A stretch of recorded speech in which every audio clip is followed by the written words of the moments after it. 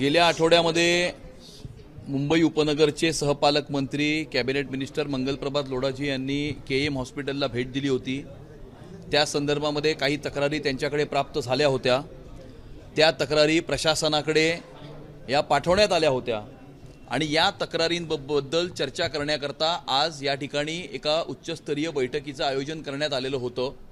या बैठकीमध्ये केएम हॉस्पिटलमधल्या विविध तक्रारींसंदर्भामध्ये चर्चा ही करण्यात आलेली आहे आणि सर्व तक्रारींचं निवारण करण्याचं आश्वासन हे प्रशासनाकडून दिलेलं आहे। आजच्या बैठकीमध्ये जे काही मुद्दे या ठिकाणी चर्चेस आलेले होते त्यामध्ये आज ज्या काही गोष्टी ठरवण्यात आलेल्या आहेत त्या अशा आहेत की सर्वप्रथम म्हणजे केएम हॉस्पिटलमध्ये ज्या ज्या औषधांची तुटवडा त्या ठिकाणी होता ते संपूर्ण मेडिकल प्रोक्युअरमेंट करून येणाऱ्या 2 वर्षासाठी लागणारी सगळी औषधं प्रोक्युअर करून येत्या 15 दिवसामध्ये केएम हॉस्पिटलमध्ये असणाऱ्या औषधांचा तुटवडा हा पूर्णपणे भरला जाईल आणि येणाऱ्या काळामध्ये कुठल्याही प्रकारच्या औषधांचा तुटवडा केएम हॉस्पिटलमध्ये आढळणार नाही।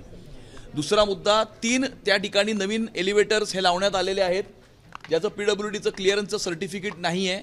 हे पीडब्ल्यूडीचं क्लिअरन्सचं सर्टिफिकेट येत्या 15 दिवसामध्ये मिळून ते 3 नवीन एलिव्हेटर्स ही त्या ठिकाणी चालू करण्याचं काम प्रशासनाच्या मार्फत करण्यात येईल अशा प्रकारचं आश्वासन या ठिकाणी प्रशासनाने दिलेलं आहे।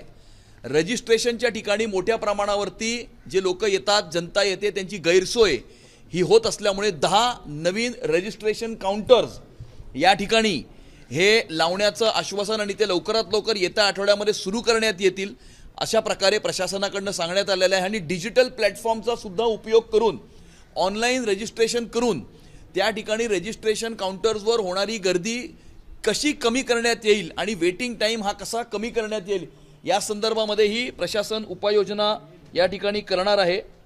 त्यानंतर त्या ठिकाणी 125 अशा टेस्ट आहेत ज्या ब्लड टेस्ट आहेत ज्या सुपर स्पेशालिटी ब्लड टेस्ट आहेत ज्याच्याकरता केएम हॉस्पिटलमध्ये त्या टेस्ट न होता त्या बाहेर त्या ठिकाणी रिफर केलं जातं। त्या 125 टेस्टपैकी पण जास्तीत जास्त मोस्ट फ्रिक्वेंटली आस्क्ड फॉर त्या टेस्ट आहेत ज्याचा खूप मोठ्या प्रमाणावरती त्या ठिकाणी डॉक्टरचं रेफरन्स त्या टेस्ट करण्यात येतं।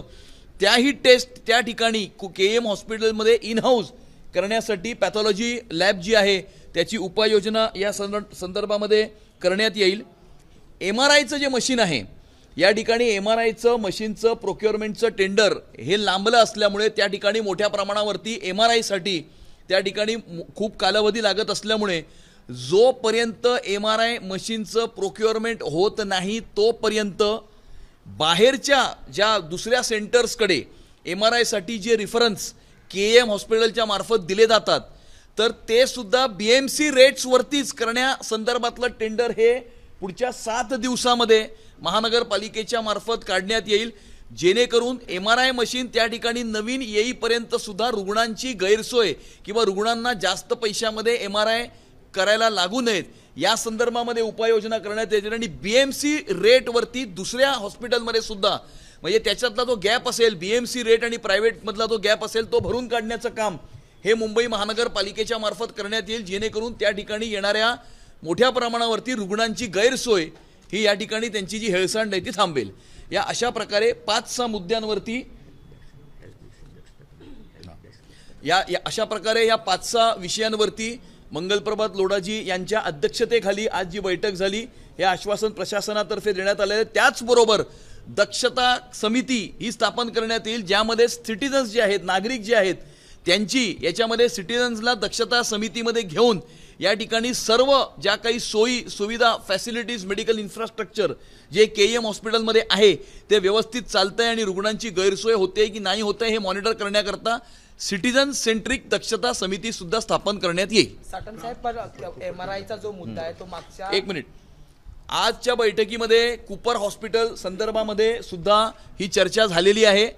कुपर हॉस्पिटलला येणाऱ्या 1 आठवड्यामध्ये फुल टाइम डीन या ठिकाणी जो कुपर हॉस्पिटलला फुल टाइम डीन नाही आहे तो येणाऱ्या 1 आठवड्यामध्ये फुल टाइम डीन हा कुपर हॉस्पिटलला देण्यात येईल जेणेकरून कुपर हॉस्पिटलमध्ये गेल्या काही 2-3 महिन्यामध्ये ज्या प्रकारच्या तक्रारी प्राप्त झाल्या होत्या पहिली तक्रार ही उंदरांच्या संदर्भात होती त्यानंतर मी स्वतः कुपर हॉस्पिटलमध्ये डीएमसी उघडे साहेब आणि इतर अधिकाऱ्यांबरोबर बैठक घेतली होती त्या संदर्भात उपाययोजना केल्या होत्या आणि परवासुद्धा त्या ठिकाणी जी काही घटना घडली या संदर्भामध्ये फुल टाईम डीन एका आठवड्यात कूपर हॉस्पिटलमध्ये कार्यान्वित करण्यात येईल.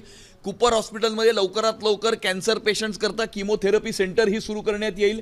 MICUचं सुद्धा टेंडर या ठिकाणी त्यांच्यातर्फे काढण्यात आलेलं आहे आणि कूपर हॉस्पिटलच्या सर्व frontline staff including OPD doctors, nurses आणि सिक्युरिटी गार्ड्स करता soft skills training already Cooper हॉस्पिटलनी सुरू केलेलं आहे आणि 350 पदं जी रिक्त होती कूपर हॉस्पिटलमध्ये त्या 350 पदांचा इंटरव्ह्यू पूर्ण झालेला आहे.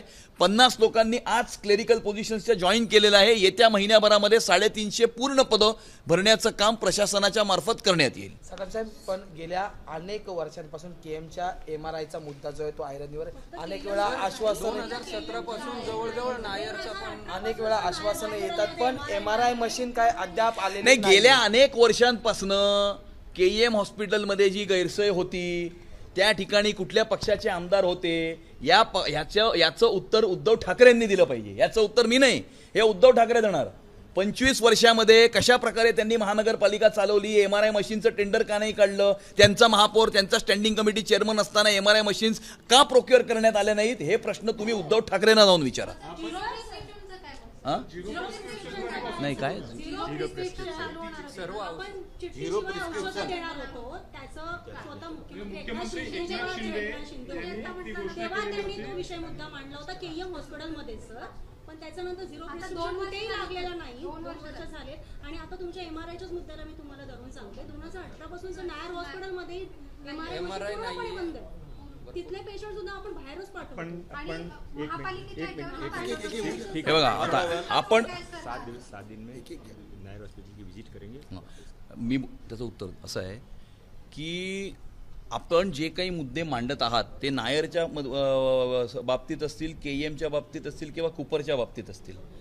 असं आहे की ह्याच्यामधला फंडामेंटल मुद्दा काय, याच्यामधला फंडामेंटल मुद्दा हा आहे की मुंबई महानगरपालिकेच्या रुग्णालयांमधली जी काही स्टँडर्ड ऑफ मेडिकल फॅसिलिटी आहे ती अद्ययावत नाही, ती मॉडर्न नाही.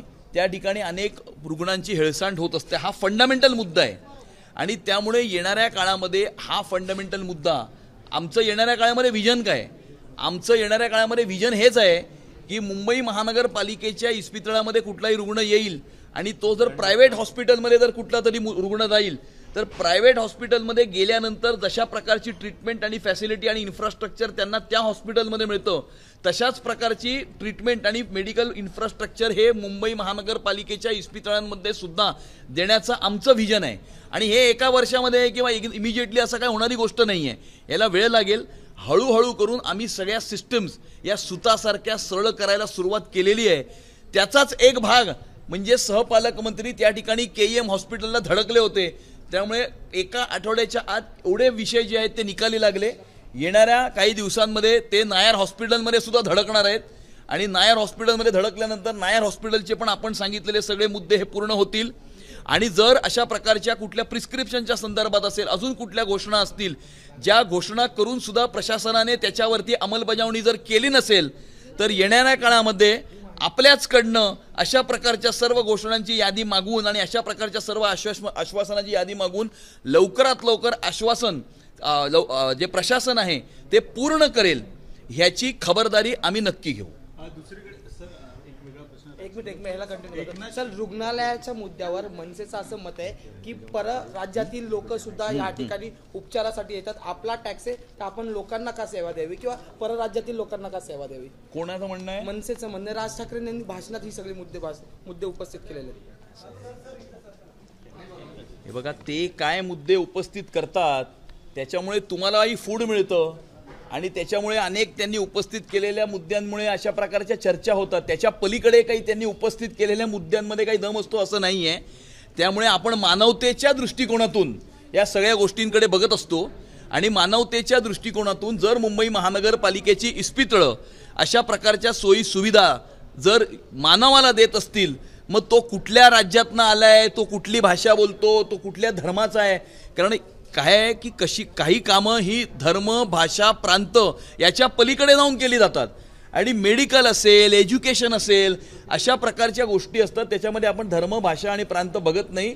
आपल्या मुंबई महानगरपालिकेच्या इस्पितळामध्ये पाय ठेवणारा कुठलाही रुग्ण असेल, तो कुठलीही भाषा बोलत असेल, तो कुठल्याही प्रांतातनं येत असेल, तो कुठल्याही धर्माचा असेल, मुंबई महानगरपालिकेचं रुग्णालय त्याला सर्व्हिस देईल, हे आमचं ध्येय आहे. सर पुअर बॉक्स फंडाचं आपण कसं आता नियोजन करणार? पुअर बॉक्स फंड जो निधी येतो त्याचं आपण नियोजन कसं करणार? नाही, ते प्रशासनाशी बोलून त्याचं नियोजन करण्यात येईल. सर, एकनाथ शिंदेच्या शिवसेनेकडून 125 जागांसाठी आहे ती मागणी करण्यात येताना पाहायला मिळते. कारण की कालच खरं आरक्षण झालेलं आहे. तर मुंबई महानगरपालिकेसाठी 125 ज्यावेळेस खरं तर 2017ला या निवडणूक लढल्या त्यावेळेस 125 जागांवर लढल्या होत्या. त्याच पद्धतीने आता 125 जागा देण्यात ही प्रामुख्याने मागणी होताना पाहायला मिळते. नाही, अशा प्रकारची कुठली मागणी आमच्या तर चर्चा चालूच झालेल्या नाही आहेत. त्यामुळे हे निव्वळ स्पेक्युलेशन आहे आणि अशा प्रकारची चर्चा काही मीडियामध्ये होत नसते. आम्ही आपापसामध्ये बसू आणि 227 जागांवरती महायुतीला कसा विजय मिळवता येईल या दृष्टिकोनातनं जी काही व्यूहरचना करायची आहे ती आम्ही व्यूहरचना करू.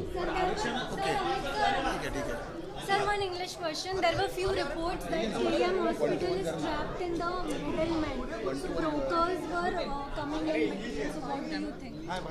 Any solution related to this? See, our guardian minister Mangal Prabhat Lodaji had visited KM Hospital. Certain anomalies had come in front of him, certain shortcomings he has observed which have been brought in front of the administration. The administration has made its best efforts to address all those shortcomings. They have made a brief presentation to us on all those issues. And as far as the elevator is concerned, 3 new elevators will be operational in the next 15 days. All medical procurement will be done in the next 15 days so that for the next 2 years there will be no dearth of any medicines at Cooper Hospital. Thirdly, there will be a secretary committee which will take stock of and supervise and monitor all the facilities and treatment that is being given at KM Hospital.